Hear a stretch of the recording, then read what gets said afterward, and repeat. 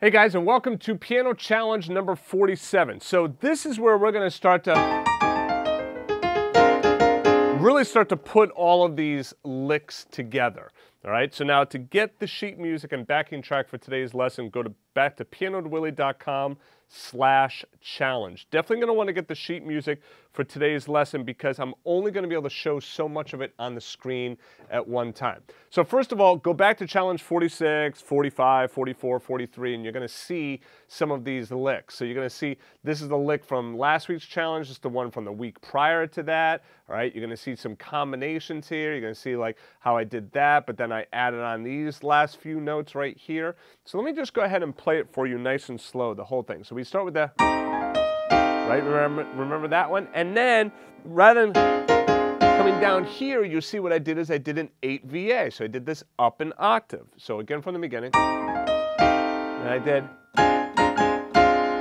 right, and then,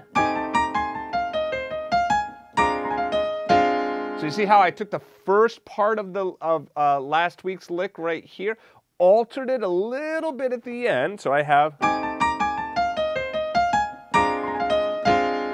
and then went into, on the B flat 7 here, went into one of those other licks that we did. I forget if it was in 43 or 44, but that was one of the other licks, right? And then now I did the same thing again, and then went into that alteration of that lick. Right? Remember those three notes here, the 3/8 notes at the end here that we added on in the following week on that one. Okay, so now what I can do is I can create all different combinations. That's one of the great things about a lot of the blues stuff is that you can use these combinations over several different chords. I could even use this over the. I can even use it over the C chord. I could use it over the C chord, the 5 chord, when I'm improvising over an F blues, all right? So these licks work over the entire F blues. Let me play it from the beginning for you along with the drum track. I also wanted to show you, I want to share with you there's another cool funky thing I got here as well. I'm just going to find that drum track. Okay, here we go. I'm going to play along with the slower one for you. So here we go.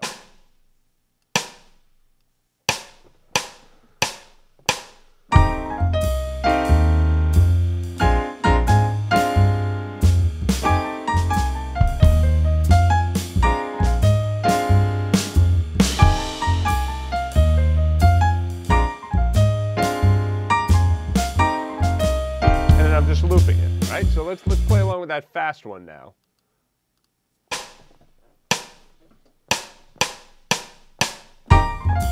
Whoops, sorry, let me do that again.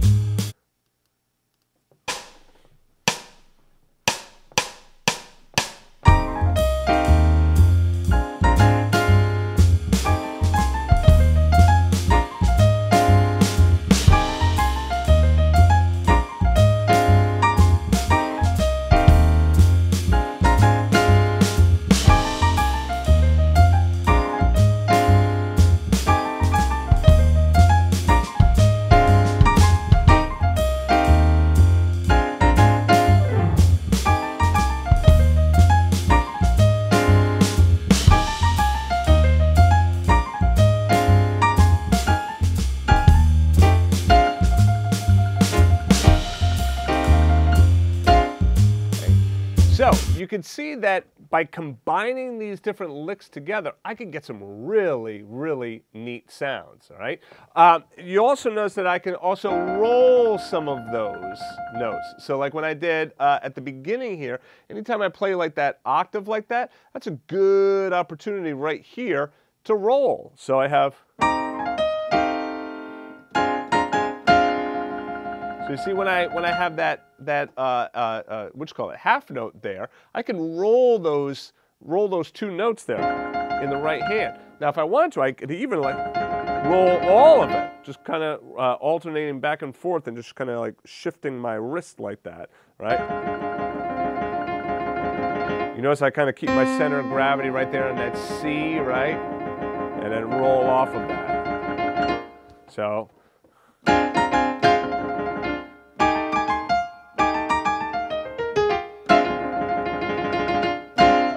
All right, so you can get some really cool sounds by combining these licks together and by also doing some of those rolls. So what I would suggest that you do is take any of these licks. Remember that you can break them down into smaller chunks. Again, like this one right here, you know, I'd take like that little bit right there. Da da da da da da da da da.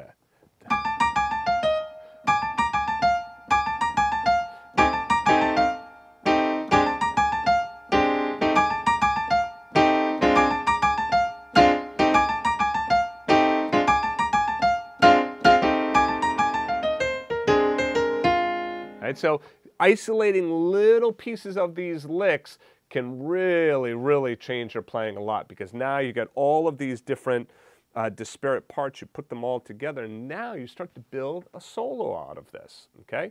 So next week, I'm going to talk to you about those bell tones. We didn't really discuss much about the bell tones, but I'm going to show you the bell tones next week, and I'll kind of wrap up this, this jazz blues section, okay? So I'll see you in next week's challenge.